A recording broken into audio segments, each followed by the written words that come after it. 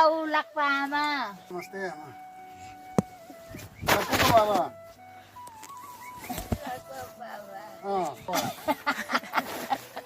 बुढा हो पूरा पहचाना कुत्ता नहीं पहचान लिया।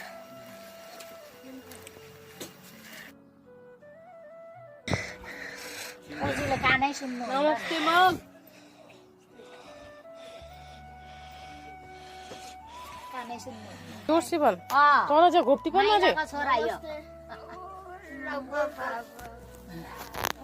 लाक्पा बा नङपोको गाउँमा हामी चाहिँ नि 105 वर्षको बुढी आमालाई भेट्न भनेर गएको थियौं।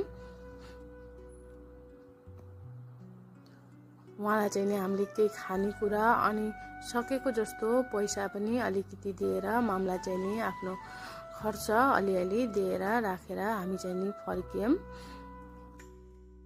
म पुस्छु मौरी गरे यहाँ त निकाल्छ हुर भयो म पनि अब गोरु भएपछि त मैले भनेको त कहिले पो रसाइलालाई काट्न भनेको के भयो औँसीको चाहिँ रातमा काट्दाखेरि माइला हो निस्किने पनि होइन भिडियो बनाउनु बजारलाई चिया बना